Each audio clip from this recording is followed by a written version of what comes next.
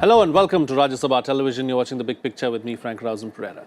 German Chancellor Angela Merkel on Wednesday said countries like India and China have begun affecting the world economy much more today, and that needs to be taken into account for having a relook at the global trade and financial systems.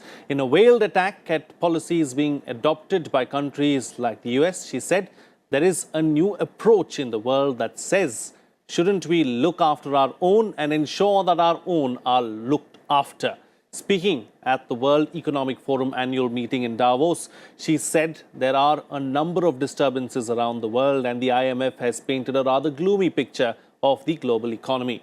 She said there is a wake-up call for the world and we need to find out how to move forward. Merkel goes on to add that compromise these days has a bad reputation, but a global architecture is only possible if we are able to compromise. On this edition of The Big Picture, we will analyze India's impact on the world economy. Joining me on the program today are Jayant Das Gupta, former ambassador of India to the WTO, Dr. Arvind Virmani, former chief economic advisor to the Government of India and chairman, Foundation for Economic Growth and Welfare, and Shilkant Sharma, former ambassador. Thank you to all my guests for joining me on this edition of The Big Picture. Let me first begin the program with you, Dr. Virmani. What do you make of Chancellor Angela Merkel's remark at Davos? Well, that's more of a foreign policy question, but I think there was a recent statement by the French and German ambassadors, which Sheil would have told you more about. But anyway, now that you asked me, I'll tell you, which suggests that basically, of course, China has been happening, but with this Trump phenomena, the democracies, the free market democracies of the world are beginning to think of kind of a third way, if you want to call it that, which is not kind of dictated by either the US or China. So I think this is part of the effort to look for this third way. Now, of course, this would really encompass, and again, Mr. Jayant will say more probably, encompass economic, social and geopolitical. Of course, no order on security can be there without the US, but I would say all other issues probably it's worth trying to build a kind of third front which probably would work more with the US than with China, but at least has independent positions on the economic and related issues. All right. Mr. Das Gupta, how has India started affecting the world economy really? First, I would like to say a few words about Premier Merkel's statement. India is important in the world economy, but if you look at trade, I don't think India is anywhere near the position of China. Yeah. Because if you look at merchandise trade, which is approximately 18 or 19 trillion dollars, India's exports are only about $305 billion and imports were $465 billion. So we occupy a very small proportion of international trade, whereas China and the US they have a very, very major impact on global trade. So to that extent, I don't think India affects global trade very much. But if you look at growth, if you look at the prospects of for the next 10 years or 15, 20 years, India is one of the fastest growing large economies, and India will continue to influence the flow of trade. It will influence the flow of finances, for instance, because India will require a lot of money for expansion, building up its infrastructure, its manufacturing base, other services. So to that extent, India is poised to make a difference in the way the world has been looking at it, let's say in the past 20 or 30 years. From that position, definitely, the rest of the world will have to look at India differently.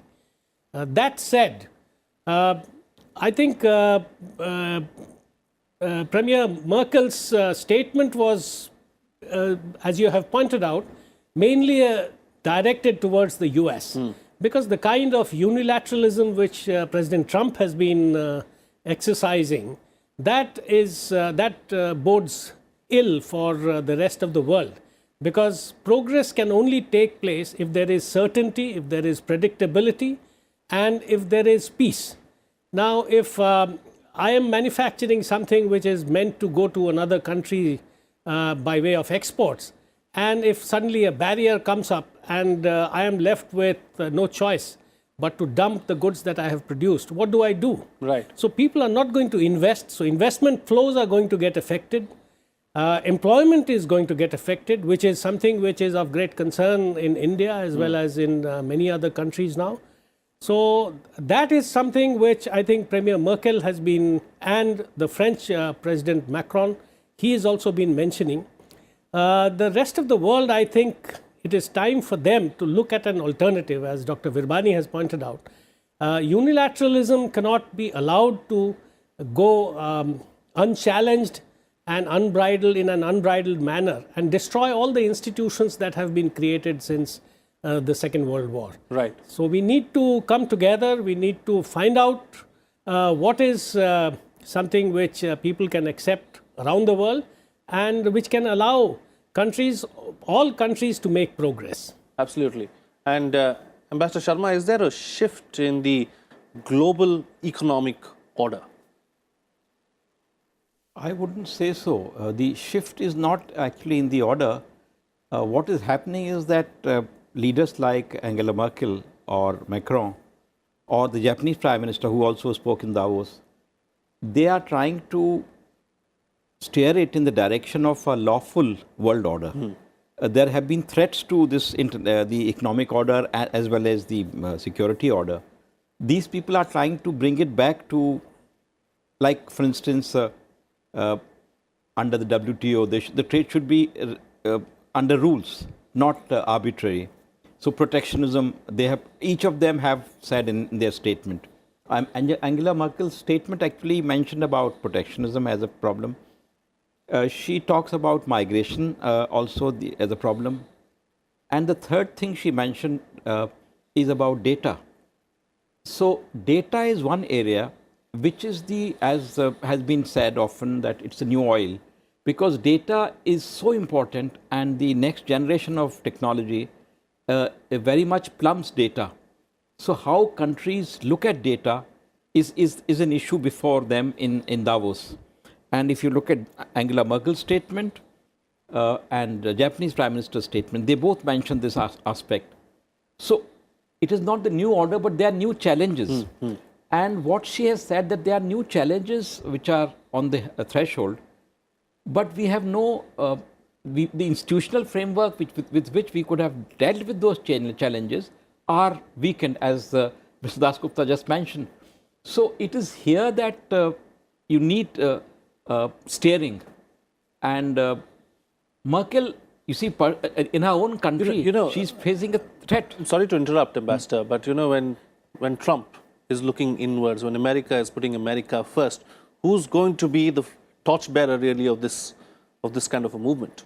You see, well, you can say so, but by putting America first, Trump has left these countries to fend for themselves, to be on their own resources. So there's a void that needs to be filled. So they are now trying to do this, that look, we have to work for ourselves. The old arrangement in which the US used to come in seems to be in a bit of a flux. I wouldn't say it is totally gone, because Trump's advisors at various levels are still trying to, like with China, they are trying to still work out some kind of an arrangement. Absolutely.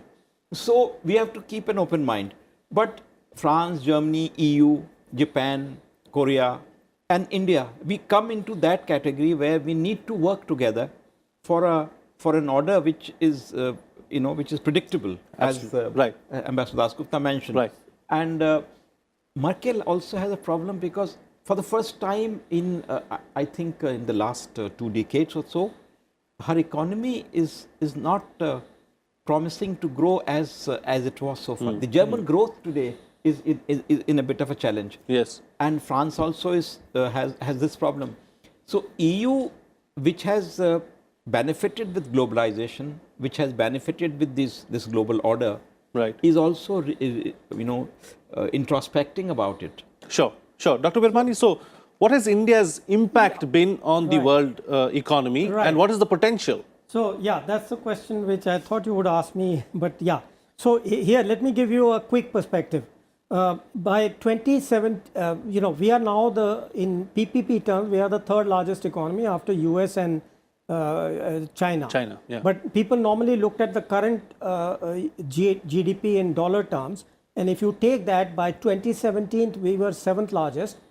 In 2016, 2017 we became sixth largest, and by the end of 2018, the data has not come out, we are likely to be the fifth largest economy in the world. In the world, yeah. Okay. Now that progression, so who's left above us is basically Germany, Japan, US and China. So that's one factor you must remember. The importance of India, economic importance, is certainly going up. Second one which you have to remember is that incremental. When you say impact, we look at incremental GDP. And if you see that for the last 10 years from the global financial crisis in 2008, China has constituted its growth just in numerical terms, not in impact, is about 33% of world GDP growth. India was number 2 at around 15. USA was around 10-11% this thing. But the EU and Japan were very low, about 1 and 2%. So again, if you look at it in an incremental way, India's importance is certainly going up. Of course, where we are weak, as Mr. Dasgupta has pointed out, is on trade. But overall, as far as the world GDP is concerned, India is now the second most important economy in the world in that sense. Now, in this context, really, any kind of economic and related grouping has to include India. I think that is what I would say is the significance. When you're talking about, say, replacements for the G8, G20, in my view, was too large and cumbersome. It doesn't work really effectively. So if there is going to be any third group, it has to include Germany, Japan and India, and perhaps Japan and a few other countries where the structure and framework and other things can be decided mutually. And the third thing I would say is that what I was referring to is not her speech, but the article which has been written by the German and French ambassadors, and I think they recognize this fact very well, that that the action is shifting to the Indo-Pacific. That's where most of the growing economies are going to be, and you cannot talk about this area without India being a part of it. Right. So that's what I would say. Increasing role of India, and which will increase further in future, and also a starting role for India in determining the rules of the game, at least as far as economic and related things are concerned. Sure.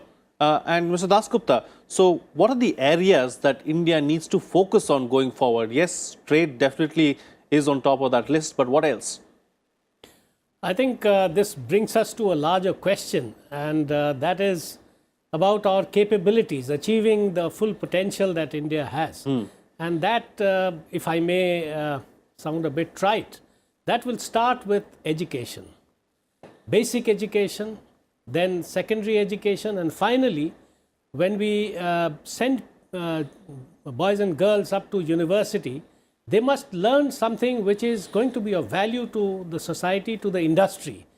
We produce a large number of engineers, and we claim that we have the second largest engineering workforce in the world. But as numerous surveys have pointed out, many of them are unemployable. So education is going to be very, very important. The second aspect is healthcare. We need to take care of our population, and of course a lot of significant steps have been taken in the past few years in terms of the Swachh Bharat mission, because sanitation will improve the health status that has been shown across the world.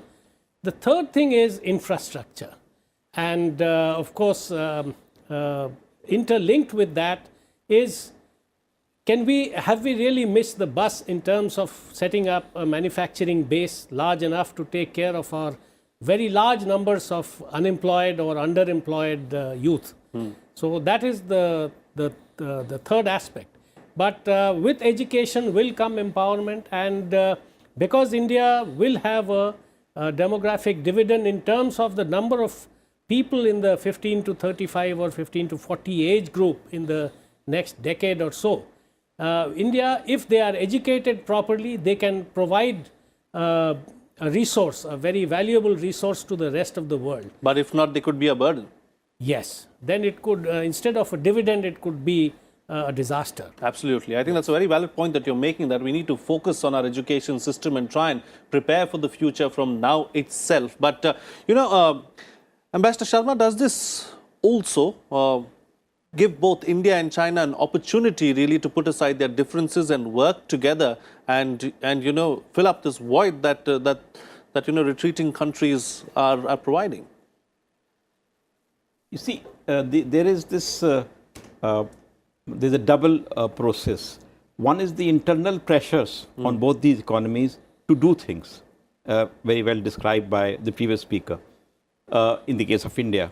And China also, its economy, its growth is slowing down, and it has to now create opportunities for itself. That is one. And the second is the external, because the external environment, which has been conducive so far, is ceasing to be so.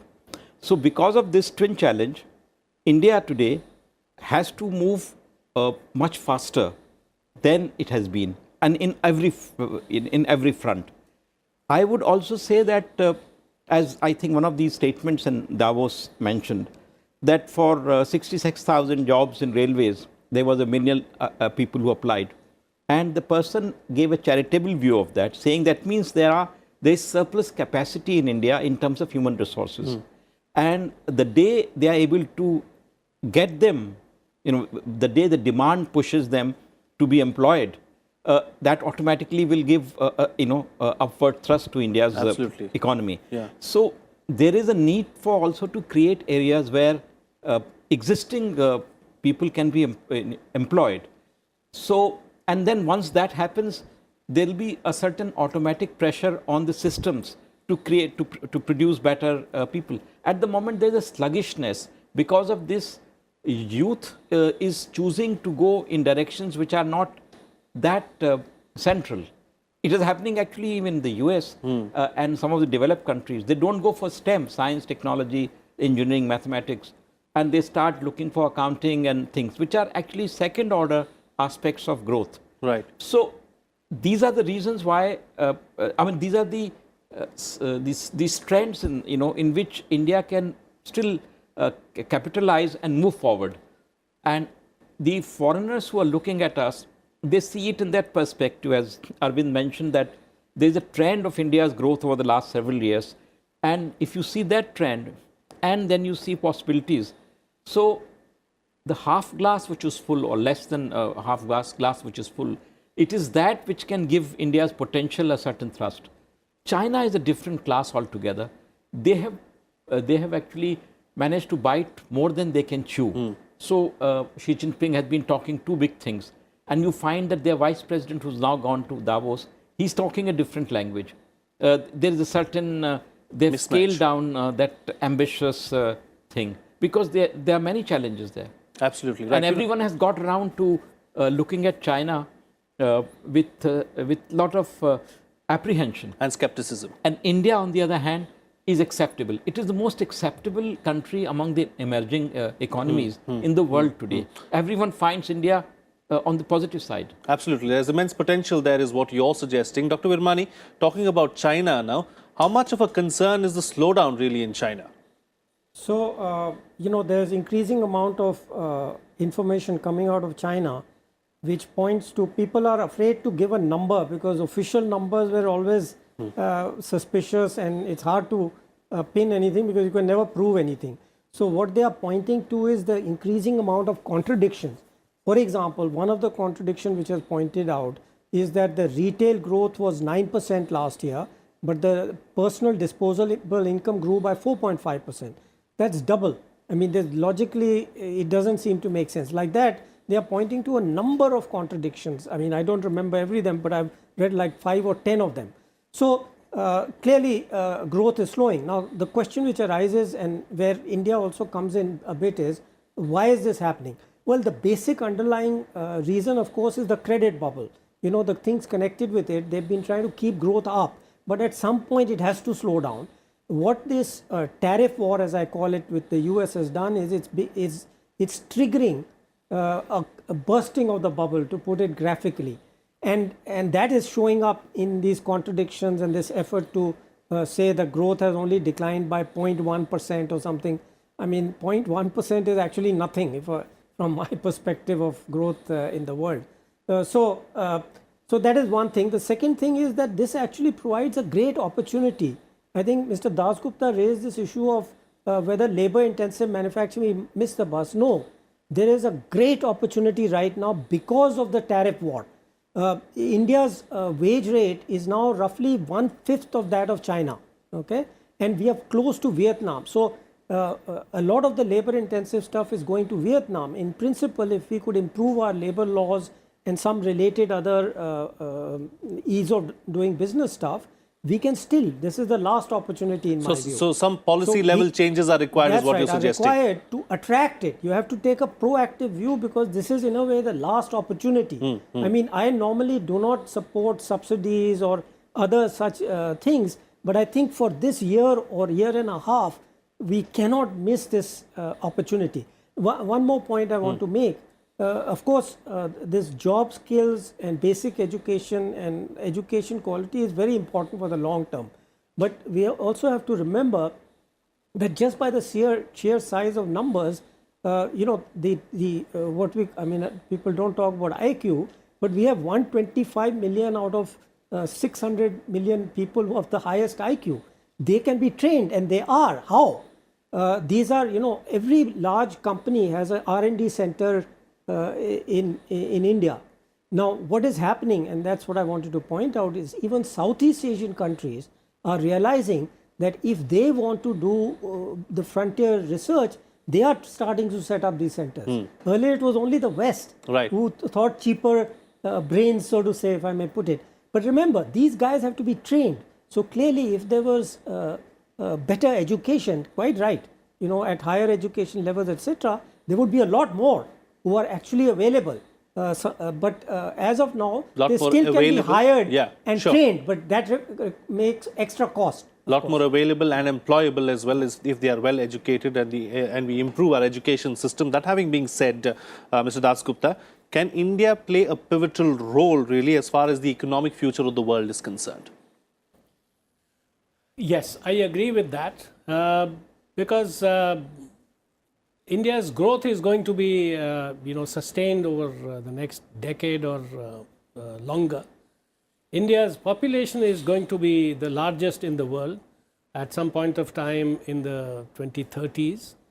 And its consumption requirements will also go up because our per capita incomes has shown very appreciable growth in the past few years or past decade or so. So all told, and we have this demographic dividend as of now.